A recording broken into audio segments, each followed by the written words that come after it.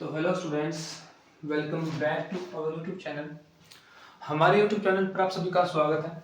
उम्मीद करता हूँ आप सभी स्वस्थ होंगे। और जैसे कि आपको पता ही है कि आपके बोर्ड एग्जाम्स बहुत करीब आने वाले हैं, तो उनके लिए ना हम कुछ इंपॉर्टेंट क्वेश्चंस कर रहे हैं इस वीडियो में। मैथमेटिक्स के कुछ इंपॉर्टेंट क्वेश्चन करेंगे। उन इंपॉर्टेंट क्वेश्चन में से सबसे पहला क्वेश्चन देखो क्या है। अ डाई इज थ्रोन वंस। एक डाइस को फेंका गया है। डाई कौन सी होती है? जब लूडो वगैरह खेलते हो तो उसमें डाई यूज होती है जिसके ऊपर 6 नंबर होते हैं। 1 से लेकर 6 तक काउंटिंग उसके ऊपर लिखी होती है, हर एक फेस के ऊपर जो क्यूब के रूप में होती है डाई। तो उसमें 6 नंबर लिखे होते हैं। तो उसमें उस डाई को थ्रो किया गया है वंस, एक बार थ्रो किया गया है। Find the probability of not getting a prime number. हमें कोई प्राइम नंबर नहीं मिलना चाहिए, तो उसकी क्या पता करनी है? प्रोबेबिलिटी पता करनी है, संभावना पता करनी है क्या होगी। देखो, total numbers on a die, किसी भी डाइस के ऊपर टोटल नंबर कितने होते हैं? 6। कौन कौन से? 1 2 3 4 5 6। और prime numbers on a die, किसी भी डाई के ऊपर प्राइम नंबर कौन कौन से होते हैं? एक तो होता है 2, एक होता है 3 और एक होता है 5। अब प्राइम नंबर्स वो होते हैं, अगर आपको नहीं पता तो जान लीजिए कि प्राइम नंबर वो होते हैं जो खुद के टेबल पे आते हैं, मतलब किसी और के टेबल पे डिवाइड नहीं होते। या फिर ऐसे बोल सकते हो कि उनका 1 और खुद के अलावा कोई और एक्स्ट्रा फैक्टर नहीं देखने को मिलता। तो वो होते हैं प्राइम नंबर्स, जो कि है हमारे पास 2 3 और 5 डाइस के ऊपर। टोटल कितने हैं? वो 3। इसी तरह नॉन प्राइम नंबर जो है डाई के ऊपर, वो है 1 4 और 6। 1 4 और 6 क्या है? टोटल 3 है। ये भी क्या है? नॉन प्राइम नंबर्स हैं। तो हमें नॉन प्राइम नंबर्स का ही प्रोबेबिलिटी पता करनी है। तो प्रोबेबिलिटी लिखेंगे, probability of not getting a prime number, prime number ना मिलने की प्रोबेबिलिटी लिखेंगे। टोटल नॉन प्राइम नंबर्स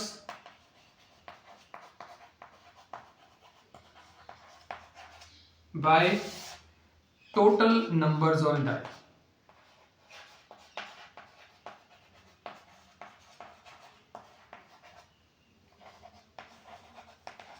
इसे भी लिख सकते हो नंबर्स ऑन अ डाई। तो टोटल नॉन प्राइम नंबर्स मतलब नॉट नॉट हो गया ना कि आपको प्राइम नंबर नहीं मिलना चाहिए। तो प्राइम नंबर कौन कौन से नहीं है? नॉन प्राइम नंबर्स कौन कौन से हैं? 1 4 और 6। टोटल कितने हैं? 3। तो 3/6 इज इक्वल टू होगा 1/2।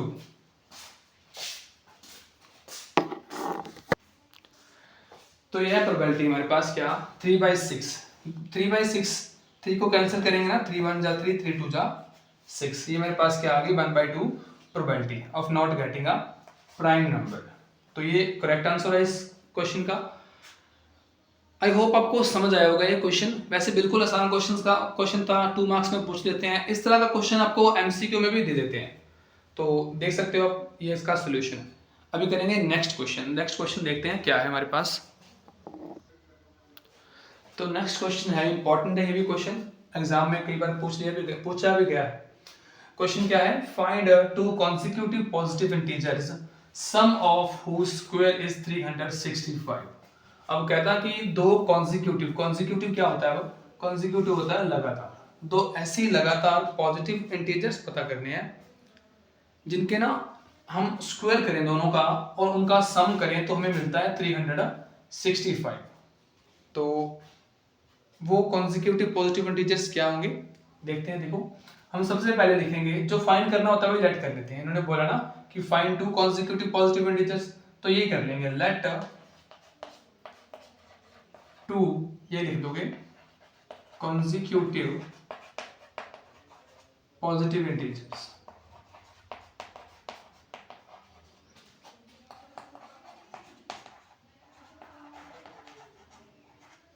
ये क्या मान लेंगे? मैं मान लेता हूं एक तो x है और एक x प्लस 1। हमें पता है ना कॉन्सिक्यूटिव, मैंने आपको अभी बोला कि लगातार आप काउंटिंग लिखते हो, काउंटिंग में लिखते हो 1 2 3 4 इस तरह। तो हर बार आपके पास 1 ऐड होता है ना, +1 हुआ, यहाँ पे भी +1 हुआ, यहाँ भी +1 हुआ। तो कोई भी कॉन्जिक्यूटिव नंबर्स हैं वो ++1 होकर ही आगे चलते रहते हैं। तो इसी तरह अगर एक नंबर मेरे पास x होगा, दूसरा क्या होगा x+1, x में 1 ऐड करूंगा तो नेक्स्ट मेरे को नंबर मिल जाएगा। तो अब अकॉर्डिंग टू स्टेटमेंट हम लिखेंगे अकॉर्डिंग टू, क्वेश्चन लिख सकते हो या फिर लिख सकते हो स्टेटमेंट। अकॉर्डिंग टू क्वेश्चन और स्टेटमेंट हम लिखेंगे कि इनका स्क्वायर, देखो इनका स्क्वायर करेंगे, x का स्क्वायर करते हैं प्लस में करते हैं x+1 का भी स्क्वायर, हमें कितना मिलना चाहिए 365। देखो दोबारा देखो, क्वेश्चन में बोला गया था कि दो कॉन्सिक्यूटिव पॉजिटिव इंटीजर पता करने हैं, हमने मान लिया दो नंबर है, एक x एक x+1 है।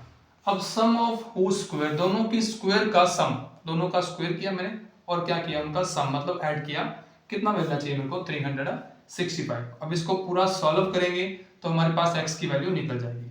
कैसे सॉल्व करेंगे, देखो x स्क्वायर का x स्क्वायर, अब x+1 इसका होल स्क्वायर है, इसको सॉल्व करेंगे तो लिखेंगे, थोड़ा सा इधर देखते हैं, देखो x स्क्वायर, इसको सॉल्व करूंगा तो मेरे पास मिलेगा x² + 1 का स्क्वायर प्लस 2 इंटू में x into 1 is equal to कितना है 365। अब यहाँ पे लिख भी सकते हो कि a + b का होल स्क्वायर, हमारे पास होता है a² + b² प्लस में 2ab, ये होता है हमारे पास। ठीक है, तो अभी मैं इनको सॉल्व करूंगा तो x² और x² क्या हो जाएगा 2x², एक x² और एक x², दो x² हो गए, प्लस में 1 का स्क्वायर 1 होता है, 2x और 1 की मल्टीप्लाई x और 2 प्लस में कितना आया 2x इज इक्वल टू में मेरे को मिला 365। अब इसको सॉल्व करते हैं, देखो 2x² + 2x, अब मैंने 2x यहाँ पे लिख लिया, ये जो +1 था पीछे लिख लिया, अब 365 इधर आके क्या हो गया माइनस का इज इक्वल टू में 0। अभी मैं इसको सॉल्व करूंगा तो मेरे को मिलेगा 2x² + 2x, अब 1 प्लस का है 365 माइनस का है, ये प्लस का ये माइनस का, तो प्लस माइनस क्या होता है माइनस, तो 365 में से 1 जाएगा तो क्या बचेगा माइनस का 364 इज इक्वल टू में 0। माइनस क्यों बचा, क्योंकि बड़ी संख्या के साथ जो साइन होता है ना वही रहता है साइन जब प्लस माइनस कर रहे होते हैं, तो माइनस का 364। अब इनमें इन सभी में क्या कॉमन है, आपको कुछ समान दिख रहा होगा, एक जैसा दिख रहा होगा, 2 है, सभी 2 पे डिवाइड होते हैं, 2 यहाँ पे भी है, 2 यहाँ पे भी है और 2 इनमें भी, इसमें भी है, तो मैं लिखूंगा, मैं यहाँ से 2 कॉमन ले लूंगा, क्या बचेगा x², यहाँ पे x बच जाएगा, इसको 2 से डिवाइड कर लो कितना बचेगा 182 इज इक्वल टू में 0। अब ये 2 इस साइड मल्टीप्लाई में है ना, तो उधर जाएगा तो क्या हो जाएगा ये डिवाइड में, और डिवाइड में हुआ तो ये 0 बन जाएगा। ठीक है, तो ये 2 इस साइड मल्टीप्लाई में था, 0 के डिवाइड में हुआ तो क्या हो गया 0 बन गया। अभी आगे देखो क्या करना है, तो अभी मेरे पास एक क्वाड्रेटिक इक्वेशन बन गई x² + x - 182। अब इसको सॉल्व करने के लिए हमें ऐसी संख्या चाहिए जिनकी मल्टीप्लाई करूं तो मेरे को माइनस का 182 मिले और उनको प्लस करूं तो मेरे को मिलना चाहिए प्लस का x। तो मैं ऐसी संख्या की जानता हूं कौन कौन सी है वो, x² और प्लस में लिख लूंगा 14x, माइनस में लिखूंगा 13x, माइनस में 182। मेरे को पता है कि 14 को 13 से मल्टीप्लाई करते हैं तो हमें मिलता है 182, और इन दोनों को 14x में से 13x माइनस करता हूं तो मेरे को मिलता है प्लस का x। ठीक है, तभी मैं आगे सॉल्व करूंगा इसको, तो मेरे को मिलेगा x, इन दोनों में कॉमन देखो क्या, इनमें से कॉमन है x, मैं लिखूंगा x, अंदर बच जाएगा x + 14। इनमें क्या कॉमन है, एक तो माइनस कॉमन है और एक 13, माइनस का 13 कॉमन है, तो क्या आ जाएगा x + 14 ही बचेगा अंदर। अगर आपके पास ये सेम बच रहे हैं ना तो आप सही कर रहे हैं। ठीक है, तो अब मैं इनमें से एक फैक्टर लिख लूंगा, इज इक्वल टू क्या है इसके 0, एक फैक्टर लिख लूंगा इसका x + 14 और एक लिख लूंगा मैं x - 13 इज इक्वल टू 0। तो क्या बन गया, एक तो मेरे पास x + 14 इज इक्वल टू 0 आया और एक x - 13 इज इक्वल टू 0। अब यहाँ पे x आ गया मेरे पास माइनस का 14 और एक यहाँ से आ गया मेरे पास x प्लस का 13। अब x माइनस का 14 तो हो नहीं सकता क्योंकि पॉजिटिव इंटीजर बोला गया है, तो x की वैल्यू क्या आ गई 13। तो रिक्वायर्ड नंबर्स क्या आ गए, रिक्वायर्ड नंबर्स आर, क्या क्या है वो, एक तो देखो मेरे पास, सो लिख लो उसको, required numbers are, A R E are लिखा है यहाँ पे, और x मेरे पास 13 है ना, तो 13 लिखता हूँ। x प्लस 1 नेक्स्ट नंबर है, तो 13 प्लस 1 मतलब कितना बन जाएगा 14। तो नेक्स्ट मेरे पास जो नंबर आया वो आया 14। तो दो कॉन्जिक्यूटिव पॉजिटिव इंटीजर्स पता करने थे जिनका मैं सम करूं, जिनके स्क्वायर्स का सम करूं, तो मेरे को कितना मिलता है 365, वो है 13 और 14। ये इस क्वेश्चन का आंसर है। उम्मीद करता हूं आपको समझ आया होगा, बिल्कुल आसान क्वेश्चन था, क्वाड्रेटिक इक्वेशन 4th चैप्टर का क्वेश्चन था ये। अभी करेंगे हम नेक्स्ट क्वेश्चन।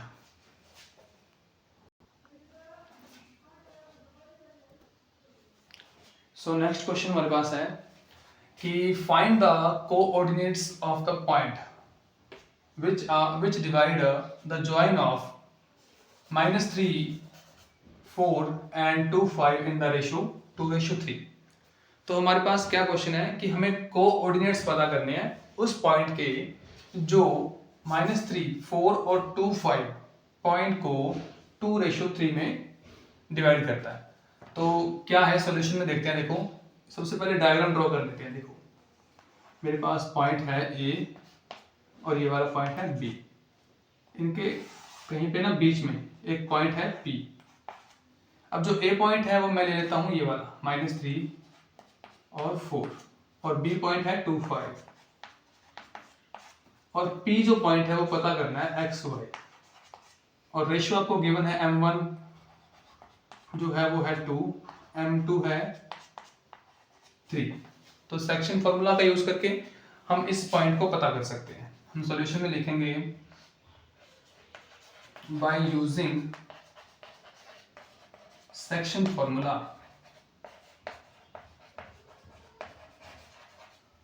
वी हैव, हमें क्या मिलेगा।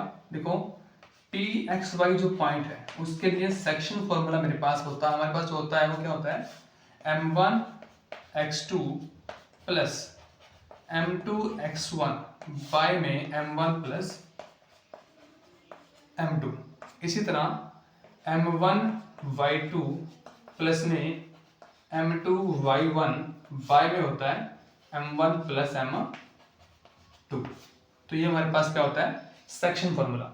अब इसमें जो x1 x2 y1 y2 ये क्या है। अब मेरे पास ये जो पॉइंट है ना ये है x1 y1 और ये वाला पॉइंट है x2 y2। ये मेरे पास पॉइंट है x2 y2, और जो बीच वाला pxy पॉइंट ये रेशियो हमें गिवन है m1 और m2 का। तो सारी वैल्यूज पुट करते हैं तो xy हमारे पास पॉइंट क्या आ जाएगा। देखो m1 कितना है माइनस का सॉरी 2 इंटू में x2 जो है x2 मेरे पास है 2 मल्टीप्लाई में 2 हो जाएगा प्लस m2 मेरे पास है 3, ये मल्टीप्लाई में x1 है माइनस का 3। तो नीचे क्या आया m1 प्लस m2 वो है 2 प्लस 3 कॉमा लगाया। उसके बाद m1 y2, m1 कितना है हमारे पास 2 और y2 है 5 मल्टीप्लाई में 5 प्लस m2 मेरे पास है 3 मल्टीप्लाई में y1 है 4 बाय में आएगा मेरे पास 2 प्लस 3। तो पॉइंट क्या बन गया xy इज इक्वल टू, इसको सॉल्व करेंगे 2 2 जा 4, 3 3 जा 9 माइनस का 9 बाय में 2 और 3 कितना हो गया 5 कॉमा 2 5 जा 10 प्लस में 3 4 जा 12 बाय में 5। ठीक है तो नेक्स्ट में आया 9, जब 9 में से 4 गए तो बचता है 5, पर 9 माइनस का इसलिए माइनस का 5 बाय में 5 ब्रैकेट कॉमा लगाया 10 प्लस 22 10 प्लस 12 22 हो गया बाय में 5। तो एक्स वाई जो पॉइंट है वो क्या आ गया मेरे पास। सो मैं यहाँ पे लिख दूंगा required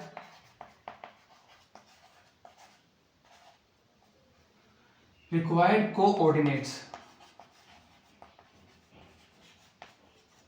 of point